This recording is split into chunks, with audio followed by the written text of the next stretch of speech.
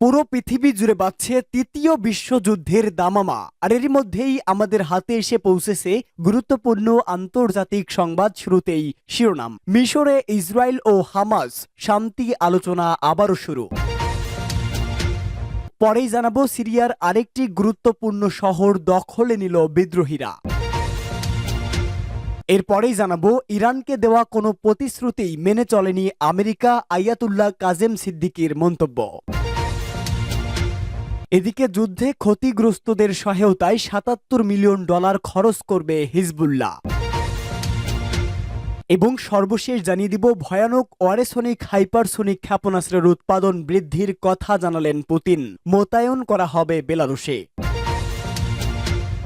মিশরে Israel Hamas শান্তি আলোচনা আবার শুরু। মিশরে ইসরায়েল হামাস শান্তি আলোচনা আবারও শুরু হয়েছে। গত মাসে কাতার ও যুক্তরাষ্ট্রের মধ্যস্থতাকারী নিরাশ হয়ে আলোচনা বন্ধ করে দেওয়ার পর মিশরে আবার নতুন করে শান্তি আলোচনা শুরু হয়েছে বলে ফিলিস্তিনি প্রতিরোধ আন্দোলন হামাস ও ইসরায়েলের কর্মকর্তারা জানিয়েছে। হামাসের রাজনৈতিক কর্মকর্তা বাসেম নাইম দ্য অ্যাসোসিয়েট প্রেসকে বলেন, লড়াই বন্ধ করার, গাজা থেকে পণবন্দীদের মুক্তি করানোর এবং ইসরায়েল থেকে ফিলিস্তিনিদের ছাড়িয়ে আনার প্রচেষ্টা সাম্প্রতিক দিনগুলোতে আবার সক্রিয় করা হয়েছে। আরেকটি সূত্র এপিকে জানিয়েছে যে কাতারের মধ্যস্থতাকারী মিশর ফিরে এসেছেন। দ্য ওয়াশিংটন পোস্ট জানায় যে মধ্যস্থতাকারীরা এমন ইঙ্গিত দিয়েছে যে গাজায় অস্ত্রবিরতি চুক্তিতে পৌঁছানোর জন্য গুরুতর প্রচেষ্টা চলছে। পোস্টে জানানো হয়েছে যে ইসরায়েলের পররাষ্ট্রমন্ত্রী গিদিওয়ান শার মাল্টায় এক বৈঠকের সময় যুক্তরাষ্ট্রের পররাষ্ট্রমন্ত্রী অ্যান্টনি ব্লিংকেনকে বলেছেন যে ইসরায়েলের জন্য গাজায় পণবন্দীদের মুক্তি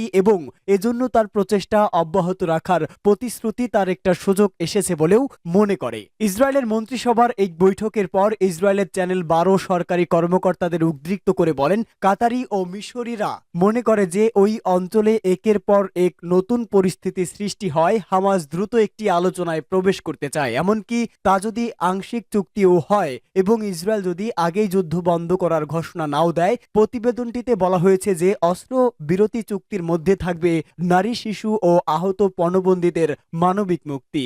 ইসরায়েল তাদের দেশে আটক শত শত ফিলিস্তিনিকে মুক্তি দেবে। প্রতিবেদনে আরো বলা হয়েছে, আগামী সপ্তাহের গোড়ার দিকেই নতুন প্রস্তাব নিয়ে আলোচনার জন্য একটি ঊর্ধ্বতন ইসরায়েলি প্রতিনিধি দল কায়রোর উদ্দেশ্যে রওনা হবেন।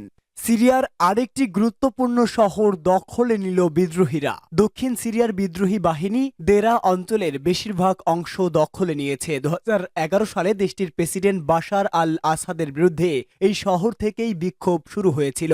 অবশেষে সেই শহর দখলে নেওয়ার দাবি করল বিদ্রোহীরা। যুক্তরাজ্য ভিত্তিক যুদ্ধ বিষয়ক পর্যবেক্ষণ সংস্থা সিরিয়ান অবজারভেটিভ ফর হিউম্যান রাইটস জানিয়েছে, স্থানীয় বিদ্রোহী গোষ্ঠীগুলো সরকারি বাহিনীর সঙ্গে সহিংস লড়াইয়ের পর বহু সামরিক স্থাপনা নিয়ন্ত্রণে নিয়েছে। অন্যদিকে বিদ্রোহী সূত্রগুলোর বরাতে রয়টার্স জানিয়েছে, সেনাবাহিনীর সঙ্গে একটি চুক্তিতে পৌঁছেছে বিদ্রোহীরা। এর আওতায় সেনাবাহিনী শহর থেকে সরে যাবে। এছাড়া সামরিক কর্মকর্তাদের রাজধানী দামেস্কে নিরাপদে যাওয়ার সুযোগ দেওয়া হবে। বিবিসি এসব খবর স্বাধীনভাবে যাচাই করতে পারেনি, তবে বিষয়টি এমন সময় সামনে এসেছে যখন উত্তর সিরিয়ার ইসলামপন্থী নেতৃত্বাধীন বিদ্রোহীরা হোমস শহরের প্রান্তে পৌঁছানোর দাবি করেছে।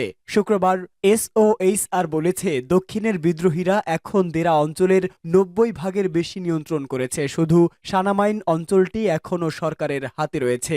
দেরা শহরটি কৌশলগত ও প্রতীকীভাবে খুবই গুরুত্বপূর্ণ। এটি প্রাদেশিক রাজধানী এবং জর্ডান সীমান্ত ক্রসিং এর কাছেই অবস্থিত।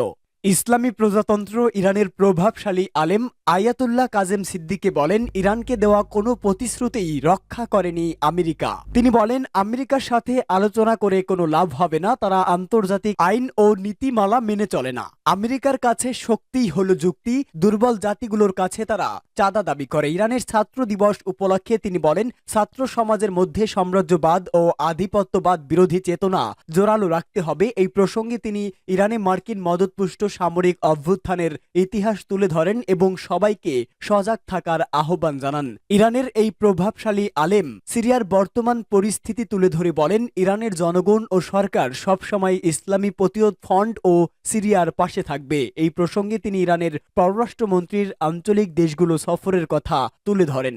যুদ্ধে ক্ষতিগ্রস্তদের সহায়তায় $৭৭ মিলিয়ন খরচ করবে হিজবুল্লাহ। ইসরায়েলের সঙ্গে যুদ্ধে ক্ষতিগ্রস্ত পরিবারগুলোকে নগদ 5 কোটির বেশি ডলার দেওয়ার ঘোষণা দিয়েছে লেবাননের সশস্ত্র গোষ্ঠী হিজবুল্লাহ। সংগঠনটির প্রধান নাঈম কাশেম এই ঘোষণা দেন।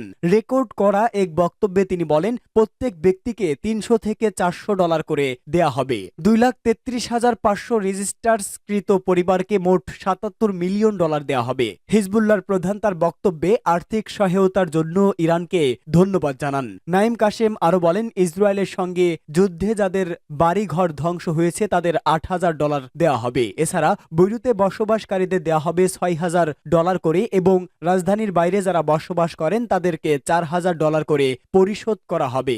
এ অর্থ দেওয়া হবে বাৎসরিক হিসাবে। বাড়িঘরে ফিরে না যাওয়া পর্যন্ত এই অর্থ সহযোগিতা প্রদান করা হবে বলে জানান হিজবুল্লাহ প্রধান। আর এই অর্থের মূল যোগানদাতা হল ইরান। ইসরায়েলি হামলায় বৈরুতের দক্ষিণাঞ্চলীয় উপশহর এবং দক্ষিণ ও পূর্ব লেবানন সবচেয়ে বেশি ক্ষতিগ্রস্ত হয়েছে। এসব অঞ্চল শিয়া অধ্যুষিত। দীর্ঘ 14 মাসের যুদ্ধ শেষে গত মাসে ইসরায়েল ও হিজবুল্লাহর মধ্যে যুদ্ধবিরতি চুক্তি বাস্তবায়িত হয়।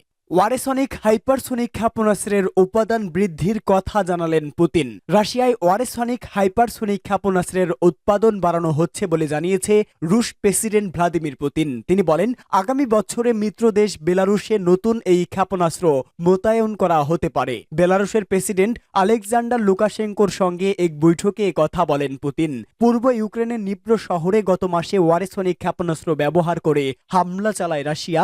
এরপর পুতিন ক্ষেপণাস্ত্র পরিচয় সামনে আনেন। তার ভাষ্যমতে, ওয়ারেসনিক ক্ষেপণাস্ত্র পারমাণবিক অস্ত্র বহনে সক্ষম। এই ক্ষেপণাস্ত্র হামলার মধ্য দিয়ে প্রায় 3 বছর ধরে চলা ইউক্রেন যুদ্ধ ঘিরে নতুন করে উত্তেজনা সৃষ্টি হয়। পুতিন ও লুকাশেঙ্কোর বৈঠকটি অনুষ্ঠিত হয় বেলারুশের রাজধানী মিনস্কে। পরে তা টেলিভিশনে প্রচার করা হয়। ওয়ারেসনিকের উৎপাদন বাড়ানো হচ্ছে জানিয়ে পুতিন বৈঠক করেন। ওয়ারেসনিকের মতো অপ্রতিরোধ্য অস্ত্রগুলো বেলারুশের ভূখণ্ডে মোতায়েন করা সম্ভব হবে বলে মনে করেন তিনি। আগামী বছরের মাঝামাঝি নাগাদ দেশটিতে এই ক্ষেপণাস্ত্র মোতায়েন করা হবে। এর আগে 2023 সালে বেলারুশে কৌশলগত পারমাণবিক অস্ত্র মোতায়েন করেছিল রাশিয়া। এরপর নতুন হাইপারসোনিক ক্ষেপণাস্ত্র মোতায়েনের বিষয়ে খবর দিল পুতিন। বিশেষজ্ঞদের ধারণা, এই ক্ষেপণাস্ত্র শব্দের চেয়েও 10 গুণ বেশি গতিতে ছুটে যেতে পারে আর সর্বোচ্চ 5,500 কিলোমিটার দূরের লক্ষ্যবস্তুতে আঘাত হানার মতো সক্ষমতা রয়েছে এটির।